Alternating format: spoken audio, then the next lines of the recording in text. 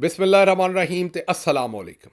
18 ਦਸੰਬਰ ਪਾਕਿਸਤਾਨ ਦੇ ਵਿੱਚ ਬੁੱਧ ਦੀ ਦੁਪਹਿਰ ਤੇ ਅੱਜ ਦੇ ਪੰਜਾਬੀ ਵੀਲੌਗ 'ਚ ਚੜ੍ਹਦੇ ਤੇ ਲਹਿੰਦੇ ਪੰਜਾਬ ਦੇ ਸੱਜਣਾ ਤੇ ਮਿੱਤਰਾਂ, ਭੈਣਾਂ ਤੇ ਭਰਾਵਾਂ, ਮਾਵਾਂ ਤੇ ਬਜ਼ੁਰਗਾਂ ਨੂੰ ਜੀ ਆਇਆਂ ਨੂੰ।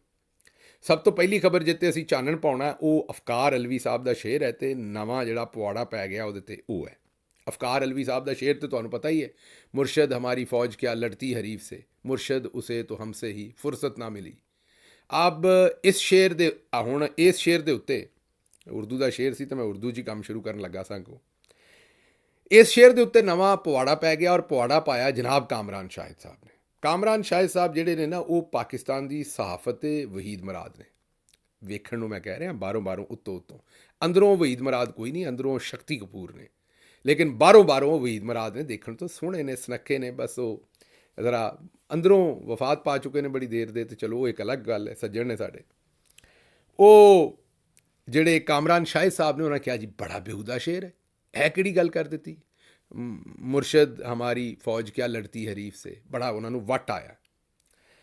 ਅੱਛਾ, ਅਸੀਂ ਆਖਿਆ ਕਿ ਗੱਲ ਤੇ ਠੀਕ ਹੈ, ਫੌਜ ਤੇ ਸਾਡੀ ਫੌਜ ਹੈ, ਜ਼ਾਹਿਰ ਹੈ ਅਸੀਂ ਕੋਈ ਫੌਜ ਦੇ ਖਿਲਾਫ ਤੇ ਗੱਲ ਨਹੀਂ ਕਰ ਸਕਦੇ ਆਪਣੀ, ਤੇ ਕੋਈ ਬੰਦਾ ਵੀ ਫੌਜ ਸਾਰੀ ਦੀ ਗੱਲ ਕਰ ਰਹੇ ਹਾਂ। ਇਹਦੇ 'ਚ ਜਨਰਲ ਆਸਿਮ ਮੁਨੀਰ ਸਾਹਿਬ, DGISI, ISPR, ਇਹ 5-7 ਜਿਹੜੇ ਉੱਤੇ ਟੌਪ ਦੇ ਖੜਪੈਂਚ ਜਰਨੈਲ ਬੈਠੇ ਨੇ ਜਿਨ੍ਹਾਂ ਟੰਬਾ ਫੇਰਿਆ ਪੂਰੀ ਆਵਾਮ ਨੂੰ ਤੇ ਸਾਨੂੰ, ਉਹਨਾਂ ਦੀ ਗੱਲ ਨਹੀਂ ਮੈਂ ਕਰਨ ਡਿਆ, ਜਿਹੜੀ ਬਾਕੀ ਫੌਜ ਹੈ ਵਿਚਾਰੀ ਉਹਦੀ ਗੱਲ ਕਰਨ ਡਿਆ। ਲੇਕਿਨ ਫਿਰ ਮੈਂ ਤਾਰੀਖ ਪੜ੍ਹੀ ਤੇ ਮੈਨੂੰ ਹਿਸਾਬ ਲੱਗਾ ਕਿ ਗੱਲ ਤੇ ਅਫਕਾਰ ਅਲਵੀ ਨੇ ਠੀਕ ਹੀ ਕੀਤੀ ਹੈ। ਅਫਕਾਰ ਅਲਵੀ ਨੇ 77 ਸਾਲ ਦੀ, ਤੇ ਚਲੋ ਨਹੀਂ ਤੇ 17 ਸਾਲਾਂ ਦੀ ਜਿਹੜੀ ਪੂਰੀ ਦੀ ਪੂਰੀ ਤਾਰੀਖ ਹੈ ਉਹ ਸਾਰੀ ਦੀ ਸਾਰੀ ਇੱਕ ਭਾਂਡੇ 'ਚ ਪਾ ਕੇ ਤਸੀਲ ਕਰ ਦਿੱਤਾ ਘੜਾ। 1956-57 ਤੋਂ ਅਯੂਬ ਖਾਨ ਸਾਹਿਬ ਨੇ ਕੜਿੱਕੀ ਲਾਈ ਹੈ ਸਾਡੇ ਉੱਤੇ, ਤੇ ਬਸ ਫਿਰ ਮੁਰਸ਼ਦ ਹਰੀਫ ਨਾਲ ਅਸੀਂ ਜਿੰਨੀਆਂ ਕੁ ਲੜਾਈਆਂ ਲੜਨੀਆਂ ਸੀ ਉਹ ਲੜਨੀਆਂ ਸਨ, ਪਰ ਜ਼ਿਆਦਾ ਤੇ ਤੋਨਾ ਸਾਨੂੰ ਹੀ ਫਿੱਟ ਰੱਖਿਆ ਉਹਨਾਂ ਨੇ।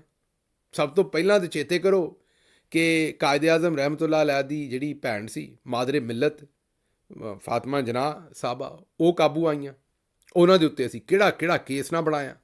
ਉਹਨਾਂ ਨੂੰ ਅਸੀਂ ਗੱਦਾਰ ਵੀ ਆਖਿਆ, ਉਹਨਾਂ ਨੂੰ ਆਖਿਆ CIA ਦੀ ਵੀ ਏਜੰਟ ਨੇ, ਇਹ ਰਾਹ ਦੀ ਵੀ ਏਜੰਟ ਨੇ ਹਿੰਦੁਸਤਾਨੀ।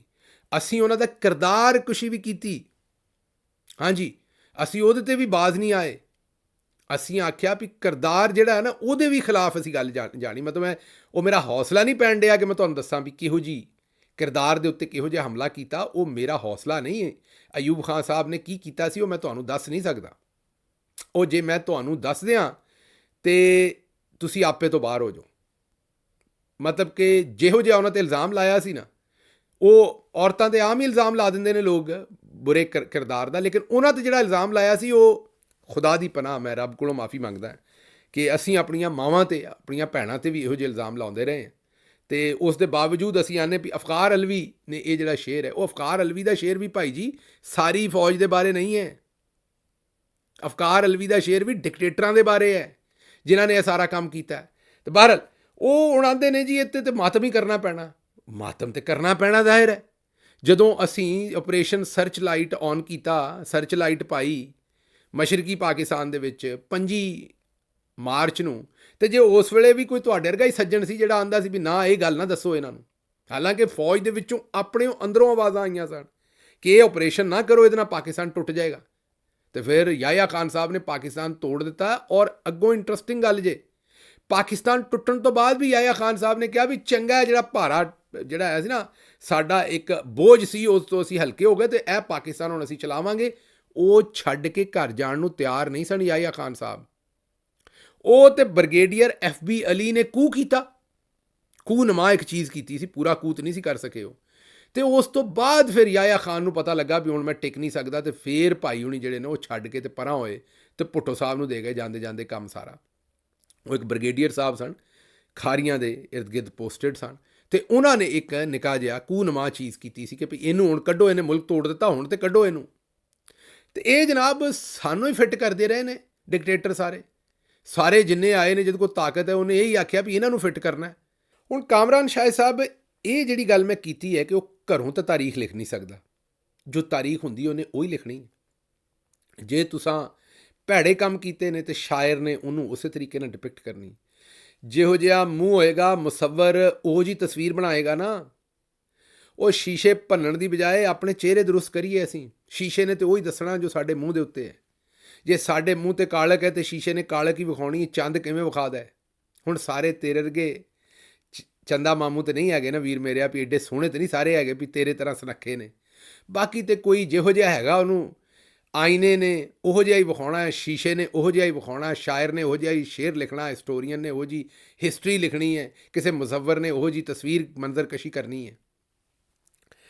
ਇਸ ਵਾਸਤੇ ਇਹ ਮੇਰੀ ਸਮਝ ਤੋਂ ਬਾਅਦ ਹੈ ਕਿ ਏਡਾ ਬਾਹਰ ਹੈ ਕਿ ਏਡਾ ਗੁੱਸਾ ਕਰਨ ਵਾਲੀ ਇਹਦੇ 'ਚ ਕਿਹੜੀ ਗੱਲ ਸੀ ਕਿ ਜੀ ਇਹ ਸ਼ੇਰ ਬੜਾ ਬੇਹੂਦਾ ਹੈ। ਕਾਹਦਾ ਬੇਹੂਦਾ? ਸ਼ੇਰ ਬੇਹੂਦਾ ਨਹੀਂ, ਜਿਹੜੀ ਸਾਡੀ ਕਰਤੂਤ ਹੈ ਉਹ ਬੇਹੂਦਾ, ਜੋ ਅਸੀਂ ਕੀਤਾ ਉਹ ਬੇਹੂਦਾ ਹੈ। ਅਸੀਂ ਬੇਹੂਦਗੀ ਕੀਤੀ ਹੈ ਤੇ ਬੜੀ ਭੈੜੀ ਕੀਤੀ ਹੈ। ਮਤਲਬ ਜਿਹੜਾ ਸਾਨੂੰ ਦੱਸੇ ਵੀ ਅਸੀਂ ਕਿੱਡੇ ਭੈੜੇ ਹਾਂ, ਇਹ ਇੰਝ ਹੀ ਹੈ ਕਿ ਜਿਵੇਂ ਕੋਈ ਬੰਦਾ ਖਾ ਮਿੱਠਾ ਤਬਾਹੀ ਕੱਢੀ ਹੋਵੇ ਤੇ ਉਹਦਾ ਸ਼ੂਗਰ ਦਾ ਟੈਸਟ ਕਰੋ ਤੇ ਉਹ ਬੜਾ ਹਾਈ ਆਵੇ ਤੇ ਉਹ ਬਸ ਟੈਸਟ ਨੂੰ ਭੈੜਾ ਕਹਿਣਾ ਸ਼ੁਰੂ, ਯਾਰ ਕਿੱਡਾ ਬੇਹੂਦਾ ਟੈਸਟ ਹੈ। ਉਹ ਭਾਈ ਜੀ ਉਹ ਤੇ ਵਿਚਾਰਾ ਦੱਸਣ ਡਿਆ ਹੈ ਤੁਹਾਨੂੰ ਤੁਹਾਡੀ ਅਸਲੀਅਤ।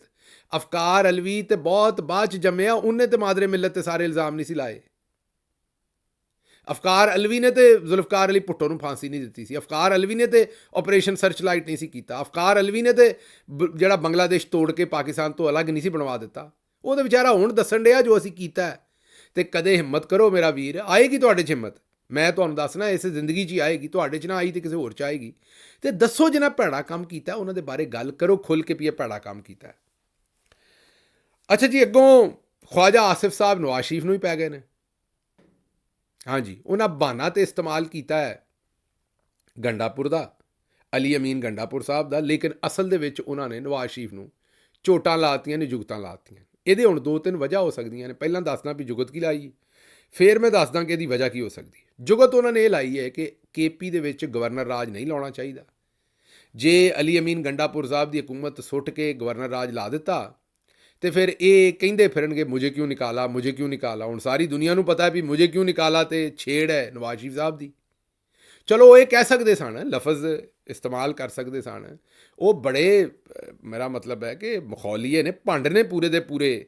ਜਿਹੜੇ ਖਵਾਜਾ ਆਸਿਫ ਸਾਹਿਬ ਨੇ ਨਾ, ਉਹ ਬੜੀ ਜ਼ਰੀਲੀ ਕਿਸਮ ਦੇ ਭੰਡ ਨੇ, ਜਿਹਦਾ ਮਤਲਬ ਇਹ ਹੈ ਕਿ ਉਹਨਾਂ ਨੂੰ ਲਫ਼ਜ਼ ਦੀ ਚੋਟ, ਲਫ਼ਜ਼ ਦੀ ਕਾਟ ਦਾ ਬੜੀ ਚੰਗੀ ਤਰ੍ਹਾਂ ਪਤਾ ਹੈ। ਉਹ ਕਮਲੇ ਨਹੀਂ ਹੈਗੇ। ਉਹਨਾਂ ਦਾ ਇਹ ਕਹਿਣਾ ਕਿ ਮੁਝੇ ਕਿਉਂ ਨਿਕਾਲਾ, ਉਹ ਇਹ ਵੀ ਕਹਿ ਸਕਦੇ ਸਨ ਕਿ ਵੀ ਜੀ ਅਲੀ ਅਮੀਨ ਗੰਡਾਪੁਰ ਦੀ ਹਕੂਮਤ ਨਹੀਂ ਖ਼ਤਮ ਕਰਨੀ ਚਾਹੀਦੀ, ਗਵਰਨਰ ਰਾਜ ਨਹੀਂ ਲਾਉਣਾ ਚਾਹੀਦਾ। ਵਰਨਾ ਇਹ ਕਹਿਣਗੇ ਸਾਡੀ ਹਕੂਮਤ ਕਿਉਂ ਗਿਰਾ ਦਿੱਤੀ ਹੈ, ਸਾਡਾ ਮੈਂਡੇਟ ਕਿਉਂ ਨਹੀਂ ਪੂਰਾ ਕਰਨ ਦਿੱਤਾ, ਸਾਨੂੰ ਕਿਉਂ ਨਹੀਂ ਪੂਰਾ ਵੇਲਾ ਰਹਿਣ ਦਿੱਤਾ। ਇਹ ਗੱਲ ਉਹਨਾਂ ਨੇ ਲਫ਼ਜ਼ ਇਸਤੇਮਾਲ ਕੀਤਾ ਐਗਜ਼ੈਕਟ, ਮੁਝੇ ਕਿਉਂ ਨਿਕਾਲਾ, ਜਿਹੜਾ ਨਵਾਜ਼ ਸ਼ਰੀਫ ਦੀ ਛੇੜ ਹੈ।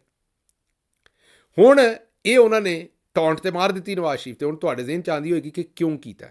2 ਵਜੂਹਾਤ ਨੇ। ਇੱਕ ਤੇ ਅਸਦੁੱਲਾ ਖਾਨ ਦੀ ਖਬਰ ਹੈ, ਬੜੇ ਚੰਗੇ ਸਹਾਫੀ ਨੇ ਅਸਦੁੱਲਾ ਖਾਨ ਸਾਹਿਬ ਵੀ, ਕਿ ਨਵਾਜ਼ ਸ਼ਰੀਫ ਦੇ ਉੱਤੇ ਪਾਬੰਦੀਆਂ ਲੱਗੀਆਂ ਨੇ, ਉਹ ਕਿਸੇ ਨੂੰ ਮਿਲ ਨਹੀਂ ਸਕਦੇ। ਹਾਂਜੀ, ਦਰੁਸਤ ਸੁਣ ਰਹੇ ਹੋ। ਨਵਾਜ਼ ਸ਼ਰੀਫ ਸਾਹਿਬ ਪਾਕਿਸਤਾਨ 'ਚ ਇਸ ਲਈ ਤੁਹਾਨੂੰ, ਨਵਾਜ਼ ਸ਼ਰੀਫ ਸਾਹਿਬ ਜਿਹੜੇ ਨਾ ਬੜੇ ਮਖੌਲੀਏ ਨੇ। ਮੈਂ ਉਹਨਾਂ ਨੂੰ ਜੇਲ੍ਹ ਦੇ ਵਿੱਚ ਜਾ ਕੇ 2-3 ਵਾਰੀ ਮਿਲਿਆ ਸੀ ਤੇ ਮੁਲਾਕਾਤਾਂ ਵੀ ਘੰਟਿਆਂ ਦੇ ਹਿਸਾਬਾਂ ਨਾਲ ਰਹੀਆਂ, ਕੋਈ ਛੋਟੀਆਂ ਮੁਲਾਕਾਤਾਂ ਨਹੀਂ ਸੀ। ਉਹ ਜਿਸ ਵੇਲੇ ਇਲਾਜ ਨਹੀਂ ਸੀ ਕਰਾਉਂਦੇ ਤੇ ਮੈਂ ਇਮਰਾਨ ਖਾਨ ਸਾਹਿਬ ਦੀ ਹਦਾਇਤ 'ਤੇ ਉੱਥੇ ਜੇਲ੍ਹ ਦੇ ਵਿੱਚ ਗਿਆ ਸਾਂ ਤੇ ਮੇਰੇ ਨਾਲ ਵੀ ਉਹਨਾਂ ਦਾ ਸੁੱਟ ਪੰਜਾ ਚੰਗਾ ਹੁੰਦਾ ਸੀ ਉੱਥੇ। ਮੇਰਾ ਮਤਲਬ ਚੰਗੀ ਲੰਮੀ ਗੱਪ ਲੱਗਦੀ ਸੀ। 2-3 ਜਿਹੜੀਆਂ ਨਸ਼ਸਤਾਂ, ਉਹਨਾਂ ਦੇ ਵਿੱਚੋਂ ਇੱਕ ਨਸ਼ਸਤ ਮੇਰੀ, ਮੁਜੀਬੁਰ ਰਹਿਮਾਨ ਸ਼ਾਮੀ ਸਾਹਿਬ ਦੀ ਤੇ ਨਵਾਜ਼ ਸ਼ਰੀਫ ਸਾਹਿਬ ਦੀ ਇਕੱਲਿਆਂ ਦੀ ਇੱਕ ਕਮਰੇ 'ਚ ਬੜੀ ਲੰਮੀ ਚੌੜੀ ਹੋਈ ਸੀ। ਤੇ ਉਹ ਬੜੇ ਮਖੌਲੀਏ ਨੇ ਤੇ ਉਹਨਾਂ ਨੂੰ ਲੋਕਾਂ ਨਾਲ ਮਿਲਣ ਨੂੰ ਬੜਾ ਦਿਲ ਕਰਦਾ ਉਹਨਾਂ ਦਾ। ਜਿਵੇਂ ਬਾਜਵਾ ਸਾਹਿਬ ਨੂੰ, ਬਾਜਵਾ ਸਾਹਿਬ ਦਾ ਖੈਰ ਹੋਰ ਮਾਮਲਾ ਹੈ, ਇਹਨਾਂ ਦਾ ਹੋਰ ਮਾਮਲਾ ਹੈ, ਲੇਕਿਨ ਬਾਜਵਾ ਸਾਹਿਬ ਦਾ ਬੜਾ ਦਿਲ ਕਰਦਾ ਲੋਕਾਂ ਨੂੰ ਮਿਲਣ ਦਾ, ਚੁਗਲੀ ਸੁਣਾਉਣ ਦਾ, ਝੂਠ ਮਾਰਨ ਦਾ, ਸਮਝਦੇ ਹੋ ਨਾ, ਗੀਬਤ ਕਰਨ ਦਾ, ਉਹ ਬਾਜਵਾ ਸਾਹਿਬ ਦਾ। ਲੇਕਿਨ ਇਹ ਜਿਹੜੇ ਹੈ ਨੇ ਆਪਣੇ ਨਵਾਜ਼ ਸ਼ਰੀਫ ਸਾਹਿਬ, ਇਹ ਬੜੇ ਮਖੌਲੀਏ ਨੇ। Is a people's person. ਉਹਦਾ ਦਿਲ ਕਰਦਾ ਲੋਕਾਂ ਨੂੰ ਮਿਲਣ ਦਾ, ਗੱਲਬਾਤ ਸੁਣਾਉਣ ਦਾ, ਸੁਣਦਾ, ਲਤੀਫੇ ਇੱਧਰ ਉੱਧਰ ਸਾਰੀ ਗੱਲ। ਲੇਕਿਨ ਅੱਜ ਕੱਲ੍ਹ ਉਹਨਾਂ ਦੀਆਂ ਮੁਲਾਕਾਤਾਂ 'ਤੇ ਲੱਗੀ ਹੈ ਪਾਬੰਦੀ। ਅਸਦੁੱਲਾ ਸਾਹਿਬ ਦੀ ਖਬਰ ਹੈ। ਉਹ ਪਾਬੰਦੀ ਇਸੇ ਤੋਂ ਵੀ ਕੋਈ ਭੈੜਾ ਰੋਣਾ ਨਾ ਰੋ ਦੇਣ, ਕੋਈ ਗੱਲ ਨਾ ਐਸੀ ਕਰ ਦੇਣ, ਬਾਅਦ 'ਚ ਨਿਕਲ ਆਵੇ ਬਾਹਰ ਤੇ ਉਹ ਫਿਰ ਚੌਧਰੀ ਸਾਹਿਬ ਲੱਠ ਚੁੱਕ ਲੈਣ ਵੀ ਬਈ ਇਹ ਤੁਸੀਂ, ਤੁਹਾਡੇ ਲਈ ਕਿੰਨਾ ਵੀ ਕਰ ਲਓ, ਤੁਸੀਂ ਫਿਰ ਰੋਂਦੇ ਹੀ ਰਹਿੰਦੇ ਜੇ। ਜਿਵੇਂ ਜਵੇਲ ਲਤੀਫ ਸਾਹਿਬ ਬਾਹਰ ਰੋਂਦੇ ਰਹਿੰਦੇ ਨੇ TV 'ਤੇ ਵੀ ਸਾਡੇ ਨਾਲ ਆਹ ਕਰ ਦਿੱਤਾ, ਆਹ ਕਰ ਦਿੱਤਾ, ਆਹ ਕਰ ਦਿੱਤਾ। ਤੇ ਉਹ ਨਵਾਜ਼ ਸ਼ਰੀਫ ਸਾਹਿਬ ਦਾ ਤੇ ਰੌਲਾ ਇਹ ਹੈ। ਤੇ ਇਸ ਤੋਂ ਤੁਸੀਂ ਸਮਝ ਲਓ ਕਿ ਜਾਂ ਤੇ ਇਹ ਜਿਹੜੀ ਖਵਾਜਾ ਆਸਿਫ ਸਾਹਿਬ ਨੇ ਚੋਟ ਕਰਵਾਈ ਹੈ ਨਵਾਜ਼ ਸ਼ਰੀਫ ਸਾਹਿਬ ਨੂੰ, ਇਹਦੇ ਪਿੱਛੇ ਵਜ੍ਹਾ ਇਹ ਹੈ ਕਿ ਖਵਾਜਾ ਸਾਹਿਬ ਨੂੰ ਆਰਡਰ ਦਿੱਤਾ ਗਿਆ ਦੂਜੇ ਘਰ ਤੋਂ ਵੀ ਨਵਾਜ਼ ਸ਼ਰੀਫ ਨੂੰ ਥੋੜ੍ਹਾ ਜਿਹਾ ਤੁੰਨੋ ਤੇ ਕੋਈ ਉਹਨਾਂ ਦਾ ਮਾਹੌਲ ਬਣਾਓ। ਲੇਕਿਨ ਇਹਦੇ ਚਾਂਸ ਘੱਟ ਲੱਗਦੇ ਨੇ। ਮੈਨੂੰ ਦੂਜੀ ਵਜ੍ਹਾ ਜ਼ਿਆਦਾ ਲੱਗਦੀ ਹੈ। ਦੂਜੀ ਵਜ੍ਹਾ ਕਿਹੜੀ ਹੈ? ਦੂਜੀ ਵਜ੍ਹਾ ਇਹ ਹੈ ਕਿ ਇਹ ਖਵਾਜਾ ਸਾਹਿਬ, ਉਹ ਆਂਦੇ ਨੇ, ਇੱਕ ਪੰਜਾਬੀ ਦਾ ਫਿਰ ਮੁਹਾਵਰਾ, ਪੰਜਾਬੀ ਦੇ ਮੁਹਾਵਰੇ ਇਹੋ ਜਿਹੇ ਨੇ, ਗੁੱਸਾ ਨਾ ਕਰਿਆ ਕਰੋ ਉਹਨਾਂ ਦਾ। ਜਲਾਏ ਦੀਆਂ ਮਸ਼ਕਰੀਆਂ ਮਾਂ ਭੈਣ ਦੇ ਨਾਲ। ਉਹਦਾ ਮਤਲਬ ਹੁੰਦਾ ਵੀ ਇਹ ਜਿਹਦਾ ਵੱਸ ਨਾ ਚੱਲੇ, ਉਹਨੇ ਜਿੱਥੇ ਵੱਸ ਚੱਲੇ ਉੱਥੇ ਹੀ ਕੰਮ ਕਰਨਾ ਹੈ। ਤੇ ਇਹ ਖਵਾਜਾ ਸਾਹਿਬ ਦਾ ਰੌਲਾ ਇਹ ਹੈ ਕਿ ਜੇ ਇਹਨਾਂ ਨੂੰ ਕੋਈ ਚੋਟ ਮਾਰਨ ਨੂੰ ਬੰਦਾ ਨਾ ਲੱਭੇ ਨਾ, ਕਮਰੇ 'ਚ ਇਕੱਲੇ ਹੋਣ ਤੇ ਆਪਣੇ ਆਪ ਨੂੰ ਹੀ ਚੋਟ ਮਾਰ ਲੈਂਦੇ ਨੇ, ਮਤਲਬ ਆਪਣੇ ਆਪ ਨੂੰ ਟਿੱਚਰ ਕਰ ਲੈਂਦੇ ਨੇ। ਉਹ ਹੁਣ ਉਹਨਾਂ ਨੂੰ ਕੋਈ ਅੱਜ ਕੱਲ੍ਹ ਬੰਦਾ ਨਹੀਂ ਲੱਭਣ ਡਿਆ ਹੋਣਾ, ਉਹਨਾਂ ਨੇ ਨਵਾਜ਼ ਸ਼ਰੀਫ ਸਾਹਿਬ ਦੇ ਉੱਤੇ ਹੱਥ ਸਿੱਧਾ ਕਰ ਲਿਆ। ਤੇ ਮੇਰੇ ਖਿਆਲ 'ਚ ਉਹਨਾਂ ਨੇ ਜਿਹੜੀ ਉਹਨਾਂ ਨੂੰ ਮੂੰਹ ਦੀ ਬਵਾਸੀਰ ਹੈ ਨਾ ਮਾਜ਼ਰਤ ਦੇ ਨਾਲ, ਉਹਦੀ ਵਜ੍ਹਾ ਤੋਂ ਉਹਨਾਂ ਨੇ ਨਵਾਜ਼ ਸ਼ਰੀਫ ਸਾਹਿਬ ਨੂੰ ਗੱਦਰ ਜਿਹਾ ਕਰਕੇ ਬੇਇੱਜ਼ਤ ਕਰ ਦਿੱਤਾ ਹੈ। ਹੋਰ ਇਹਦੇ ਪਿੱਛੇ ਉਹਨਾਂ ਦੀ ਨਾ ਕੋਈ ਲੰਮੀ ਚੌੜੀ ਸੋਚ ਹੈ, ਨਾ ਕੋਈ ਅਹਵਾਲ ਹੈ। ਅੱਛਾ ਜੀ, ਅਗਲੀ ਖਬਰ ਜਿਹੜੀ ਤੁਹਾਡੇ ਸਾਹਮਣੇ ਰੱਖਣੀ ਤਕਲੀਫ ਦੇ ਖਬਰ ਹੈ, ਲੇਕਿਨ ਉੱਤੇ ਮੈਂ ਗੱਲ ਜ਼ਰੂਰ ਕਰਨਾ ਚਾਹੁੰਦਾ। ਯੂਨਾਨ ਦੇ ਵਿੱਚ ਕਸ਼ਤੀ ਉਲਟੀ ਹੈ ਫਿਰ, ਤੇ 5 ਪਾਕਿਸਤਾਨੀਆਂ ਦੀਆਂ ਲਾਸ਼ਾਂ ਉਹਦੇ 'ਚੋਂ ਨਿਕਲੀਆਂ ਨੇ, ਔਰ ਕੋਈ 30 ਤੋਂ 35 ਪਾਕਿਸਤਾਨੀ ਨੌਜਵਾਨ ਨੇ ਜਿਨ੍ਹਾਂ ਦੀਆਂ ਅਜੇ ਲਾਸ਼ਾਂ ਉੱਥੇ ਸਮੁੰਦਰ 'ਚ ਨੇ ਔਰ ਉਹ ਲੱਭੀਆਂ ਨਹੀਂ। ਹੁਣ ਅੱਲਾ ਉਹਨਾਂ ਨੂੰ ਹਯਾਤੀ ਦੇਵੇ, ਲੱਭ ਜਾਣ ਜ਼ਿੰਦਾ, ਲੇਕਿਨ ਜੋ ਚਾਂਸਿਸ ਨੇ ਸਮੁੰਦਰ ਜਦੋਂ ਇੰਨੇ ਦਿਨ ਬੰਦਾ ਨਾ ਲੱਭੇ, ਜ਼ਾਹਿਰ ਹੈ ਉਹ ਕਈ ਵਾਰੀ ਲਾਸ਼ ਵੀ ਨਹੀਂ ਲੱਭਦੀ, ਲੇਕਿਨ ਬੰਦਾ ਫਿਰ ਰੱਬ ਨੂੰ ਪਿਆਰਾ ਹੋ ਜਾਂਦਾ। ਇਹ ਸੋਨੇ ਵਰਗੇ ਜਵਾਨ ਨੇ, ਮਾਵਾਂ ਦੇ ਪੁੱਤਰ ਨੇ, 20-20, 22-22, 24-24 ਸਾਲ ਦੇ। ਕਿਉਂ ਜਾਂਦੇ ਨੇ ਇਹ ਡੰਕੀਆਂ ਲਾ ਕੇ? ਤੇ ਪਤਾ ਨਹੀਂ ਇਹਨੂੰ ਕੀ ਡੰਕੀ ਆਉਂਦੇ ਨੇ, ਕੀ ਆਉਂਦੇ ਨੇ ਲਾ ਕੇ। ਜੇ ਡੰਕੀ ਹੈ ਵੀ ਇਲੀਗਲ ਇੱਥੋਂ ਬਾਰਡਰ ਕ੍ਰਾਸ ਕਰਦੇ ਨੇ ਗੈਰ ਕਾਨੂੰਨੀ ਤੌਰ 'ਤੇ, ਪਹਿਲਾਂ ਇੱਥੋਂ ਇਰਾਨ 'ਚ ਜਾਂਦੇ ਨੇ, ਜੀ ਕਰੇ ਤਾਂ ਉੱਥੇ ਗੋਲੀ ਵਾਜੇ ਬਾਰਡਰ ਕ੍ਰਾਸ ਕਰਦੇ ਆ, ਕਈ ਵਾਰ ਰਾਹ 'ਚ ਜਾਂਦਿਆਂ ਨਿਸ਼ਾਨਾ ਬਣ ਜਾਂਦੇ ਨੇ, ਫਿਰ ਉੱਥੋਂ ਤੁਰਕੀ ਜਾਂਦੇ ਨੇ, ਫਿਰ ਉੱਥੋਂ ਕਸ਼ਤੀਆਂ 'ਚ ਬਹਿ ਕੇ, ਨਿੱਕੀਆਂ ਨਿੱਕੀਆਂ ਕਸ਼ਤੀਆਂ 'ਚ ਬਹੁਤੇ ਬੰਦੇ ਬਹਿ ਕੇ ਜਾਂਦੇ ਨੇ, ਕਈ ਵਾਰੀ ਕਸ਼ਤੀ ਉਲਟ ਜਾਂਦੀ ਹੈ, ਹੋਰ ਮਾਮਲੇ ਬਣ ਜਾਂਦੇ ਨੇ। ਇਹ ਜਿਹੜਾ ਸਫ਼ਰ ਹਵਾਈ ਜਹਾਜ਼ 'ਤੇ ਚੰਦ ਘੰਟਿਆਂ ਦਾ ਹੈ, ਉਹ ਸਫ਼ਰ ਕਰਦਿਆਂ ਇਹਨਾਂ ਨੂੰ ਕਈ ਮਹੀਨੇ ਲੱਗ ਜਾਂਦੇ ਨੇ, ਪੈਰਾਂ ਦੇ ਛਾਲੇ, ਤਬਾਹੀ, ਬਰਬਾਦੀ, ਪਹਾੜਾਂ ਦੇ ਵਿੱਚੋਂ ਚੱਲਦੇ ਹੋਏ।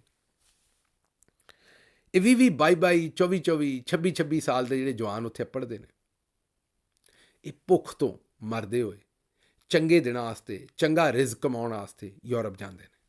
ਉੱਥੇ ਫਿਰ ਜਦੋਂ ਅੱਪੜ ਜਾਂਦੇ ਨੇ, ਉੱਥੇ ਇੱਕ ਹੋਰ ਅੱਗੋਂ ਨਵੀਂ ਮੁਸੀਬਤ, ਕਾਗਜ਼ਾਤ ਹਾਸਲ ਕਰਨ ਦੀ। ਉੱਥੇ ਕਿਹੜਾ ਕਾਗਜ਼ ਜਿਹੜੇ ਨੇ ਉਹ ਤਿਆਰ ਬੈਠੇ ਨੇ ਵੀ ਕਿਸੇ ਨੇ ਤਿਆਰ ਰੱਖੇ ਨੇ, ਉੱਥੇ ਫਿਰ ਨਵੀਂ ਮੁਸੀਬਤ ਸ਼ੁਰੂ ਹੋ ਜਾਂਦੀ। ਜਿਵੇਂ ਮੈਂ ਤੁਹਾਨੂੰ ਦੱਸਿਆ, ਕਾਗਜ਼ ਬਣਾਓ, ਉਹ ਫਿਰ ਇੱਕ ਲੰਮਾ ਪੈਂਡਾ, ਫਿਰ 5 ਸਾਲਾਂ ਦਾ, 10 ਦਾ, 8 ਦਾ, ਕਈਆਂ ਨੂੰ ਤੇ 12-12, 15-15 ਵਰ੍ਹੇ ਲੱਗ ਜਾਂਦੇ ਨੇ, ਮਹੀਨ ਸਾਲ ਲੱਗ ਜਾਂਦੇ ਨੇ। ਜਦੋਂ ਮੁੜ ਕੇ ਆਉਂਦੇ ਨੇ, ਨਾ ਪਿੱਛੇ ਮਾਂ ਜਿਉਂਦੀ ਹੁੰਦੀ ਹੈ, ਨਾ ਪਿਓ ਹੁੰਦਾ ਹੈ, ਨਾ ਕੋਈ ਮਾਸੀ, ਨਾ ਫੁੱਫੀ, ਨਾ ਚਾਚਾ, ਨਾ ਤਾਇਆ, ਭੈਣ ਭਰਾ ਬੁੱਢੇ ਹੋਏ ਹੁੰਦੇ ਨੇ, ਆਪ ਬੁੱਢੇ ਹੋਏ ਹੁੰਦੇ ਨੇ। ਇੰਝ ਹੀ ਇਹਨਾਂ ਹੀ ਕੰਮਾਂ ਦੇ ਵਿੱਚ ਜਵਾਨੀ ਰੁਲ ਜਾਂਦੀ ਹੈ। ਇਹ ਹੁਣ ਸ਼ੌਕ ਨਾਲ ਤੇ ਜਾਂਦੇ ਨਹੀਂ, ਇਹ ਤੇ ਮੈਨੂੰ ਪਤਾ ਹੈ, ਪਰ ਮੈਂ ਪੰਜਾਬ ਦੇ ਗੱਭਰੂਆਂ ਕੋਲੋਂ, ਇਹ ਜ਼ਿਆਦਾਤਰ ਸਾਰੇ ਗੁਜਰਾਤ, ਇਹਦੇ ਆਲੇ ਦੁਆਲੇ ਦਾ ਇਲਾਕਾ ਜਿਹੜਾ, ਇਹ ਗੱਭਰੂ ਜਾਂਦੇ ਨੇ। ਮੇਰਾ ਇੱਕ ਸਵਾਲ ਹੈ ਨਾ ਗੱਭਰੂਆਂ ਦੇ ਕੋਲ, ਐਡਾ ਲੰਮਾ ਜੋ ਪੈਂਡਾ ਕਰਦੇ ਜੇ, ਜਾਨਾਂ ਆਪਣੀਆਂ ਜਿਹੜੀਆਂ ਉਹ ਸਮੁੰਦਰਾਂ ਦੀਆਂ ਲਹਿਰਾਂ ਦੇ ਹਵਾਲੇ ਕਰਦੇ ਜੇ, ਮਾਵਾਂ ਪਿੱਛੇ ਰੋਣ ਵਾਸਤੇ ਛੱਡ ਜਾਂਦੇ ਜੇ, ਤੇ ਜਿਸ ਵੇਲੇ ਇਮਰਾਨ ਖਾਨ ਆਉਂਦਾ, ਉਦੋਂ ਕਿਉਂ ਨਹੀਂ ਜੇ ਬਾਹਰ ਨਿਕਲਦੇ? ਜਿਵੇਂ KP ਵਾਲੇ ਨਿਕਲਦੇ ਨੇ ਦੂਜੇ, ਉਦੋਂ ਤੁਹਾਨੂੰ ਕੀ ਮੌਤ ਪੈਂਦੀ ਹੈ ਦੱਸੋ ਮੈਨੂੰ? ਐਡਾ ਲੰਮਾ ਪੈਂਡਾ ਕਰਨ ਨਾਲੋਂ ਜੇ ਉਦੋਂ ਇੱਕ ਵਾਰੀ ਕਿਸੇ ਆਪਣੇ ਲੀਡਰ ਦੇ ਮਗਰ ਨਿਕਲ ਆਓ, ਤੇ ਹੋ ਸਕਦਾ ਹੈ ਕੋਸ਼ਿਸ਼ ਕਰੀਏ, ਜ਼ੋਰ ਮਾਰੀਏ ਰਲ ਕੇ, ਤੇ ਇਹ ਗੁਰਬਤ ਆਪਣੇ ਮੁਲਕ 'ਚੋਂ ਖ਼ਤਮ ਕਰੀਏ, ਤੇ ਸਾਡੇ ਜਵਾਨ ਇੰਜ ਜਾ ਕੇ ਪਰਾਏ ਦੇਸਾਂ 'ਚ ਅੱਪੜਨ ਵਾਸਤੇ ਸਮੁੰਦਰਾਂ 'ਚ ਡੁੱਬ ਡੁੱਬ ਕੇ ਸ਼ਹੀਦ ਨਾ ਹੋਣ, ਵਫਾਤ ਨਾ ਪਾਉਣ, ਮਾਵਾਂ ਦੀਆਂ ਜਿਹੜੀਆਂ ਅੱਖਾਂ ਨੇ ਉਹ ਅਥਰੂਆਂ ਨਾਲ ਨਾ ਭਰੀਆਂ ਰਹਿਣ। ਇਹ ਤੇ ਕਿਸੇ ਪੁੱਤਰ ਮਾਂ ਕੋਲੋਂ ਹੀ ਪੁੱਛੋ ਜਿਹਦਾ ਪੁੱਤਰ ਚਲਾ ਗਿਆ, ਵੀ ਉਹ ਫਿਰ ਬਾਅਦ ਦੇ ਵਿੱਚ ਕੀ ਸੋਚਦੀ ਹੈ, ਕੀ ਉਹਦੀਆਂ ਗੱਲਾਂ ਨੇ। ਤੇ ਪਰ ਮੈਂ ਇਹ ਖਬਰ ਕਰਦੇ ਹੋਇਆ ਬੜੀ ਤਕਲੀਫ ਵੀ ਹੋ ਰਹੀ ਹੈ, ਤੇ ਮੈਂ ਇਹ ਗੁਜ਼ਾਰਿਸ਼ ਕਰਾਂਗਾ ਵੀ ਕੋਈ ਜਦੋਂ ਵੀ ਮੁਲਕ ਦੀ ਹਾਲਤ ਸੰਵਾਰਨ ਦੀ ਗੱਲ ਆਉਂਦੀ ਹੈ, ਉਦੋਂ ਕਿਉਂ ਨਹੀਂ ਜੇ ਬਾਹਰ ਨਿਕਲਦੇ? ਉਦੋਂ ਬਾਹਰ ਨਿਕਲੋ ਤੇ ਸਾਰੇ ਮਸਲੇ ਹੱਲ ਹੋ ਜਾਣ। ਅੱਛਾ ਜੀ, ਅਜ਼ਮਾ ਬੁਖਾਰੀ ਸਾਹਿਬਾ ਨੇ ਤਨਖਾਹ ਦਾ ਰੌਲਾ ਪਾ ਦਿੱਤਾ ਹੈ। ਆਂਦੀ ਹੈ ਵੀ ਮੇਰੀ 1,90,000 ਤਨਖਾਹ, ਇਹਦੇ 'ਚ ਕੋਈ ਨਾਰਮਲ ਜ਼ਿੰਦਗੀ ਗੁਜ਼ਾਰ ਕੇ ਵਿਖਾਏ। ਇਹ ਭੈਣ ਮੇਰੀ ਦਾ ਵੀ ਮੇਰੀ ਤਰ੍ਹਾਂ ਵਾਹ ਹੀ ਦੇਸੀ ਬੂਥਾ ਹੈ, ਮਤਲਬ ਜਿਵੇਂ ਮੇਰਾ ਹੈ, ਭੈਣ ਮੇਰੀ ਦਾ ਵੀ ਵਾਹ ਹੀ ਦੇਸੀ ਹੈ, ਮਤਲਬ ਮਾਠੀ ਹੈ ਮੇਰੇ ਤਰ੍ਹਾਂ। ਤੇ ਇਹ ਭੈਣ ਮੇਰੀ ਨੂੰ ਲੱਗਦਾ ਵੀ ਕੈਟ ਆਈਜ਼ ਵਾਲੀ ਡਿਜ਼ਾਈਨ ਦੀਆਂ ਚਾਈਨਾ ਦੀਆਂ ਨਕਲੀ ਐਨਕਾਂ ਲਾ ਕੇ ਤੇ ਬੰਦਾ ਜਿਹੜਾ ਹੈ ਨਾ ਉਹ ਬਸ ਰੋਬੋਕੌਪ ਬਣ ਜਾਂਦਾ ਹੈ, ਜਾਂ ਪਤਾ ਨਹੀਂ ਅੰਜਲੀਨਾ ਜੋਲੀ ਬਣ ਜਾਂਦਾ ਹੈ, ਜਾਂ ਪਤਾ ਨਹੀਂ ਕੀ ਬਣ ਜਾਂਦਾ ਹੈ। ਮੈਂ ਵੀ ਸਮਝਦਾ ਹੋਵਾਂਗਾ, ਮੈਂ ਵੀ ਇਹੋ ਜਿਹਾ ਹੀ ਕਰਦਾ ਹੋਵਾਂਗਾ, ਦੋਵੇਂ ਹੀ ਅਸੀਂ ਭੈਣ ਭਰਾ ਇੱਕੋ ਜਿਹੇ ਹੀ ਹਾਂ ਖੈਰ। ਤੇ ਲੇਕਿਨ ਕਹਿਣ ਦਾ ਮਤਲਬ ਹੈ ਵੀ ਗੱਲਾਂ ਬੜੀਆਂ ਪੁੱਠੀਆਂ ਪੁੱਠੀਆਂ ਕਰਦੀ, ਆਂਦੀ ਵੀ 1,90,000 ਨਾਲ ਕੋਈ ਨਾਰਮਲ ਜ਼ਿੰਦਗੀ ਗੁਜ਼ਾਰ ਕੇ ਵਿਖਾ ਦੇ ਮੈਨੂੰ। ਭੈਣ ਮੇਰੀ ਇਹ ਤੇ ਤੂੰ ਆਪੇ ਹੀ ਆਪਣੀ ਤਬਾਹੀ ਪੁੱਟੀ ਜਾਂਦੀ ਹੈ। ਪੰਜਾਬ ਦੇ ਵਿੱਚ 37,000 ਰੁਪਈਆ ਮੈਂ ਜਿਹੜੀ ਹੈ ਨਾ ਉਹ ਤਨਖਾਹ ਰੱਖੀ ਹੈ ਤੁਸੀਂ ਬੰਦੇ ਦੀ, ਮਜ਼ਦੂਰ ਦੀ।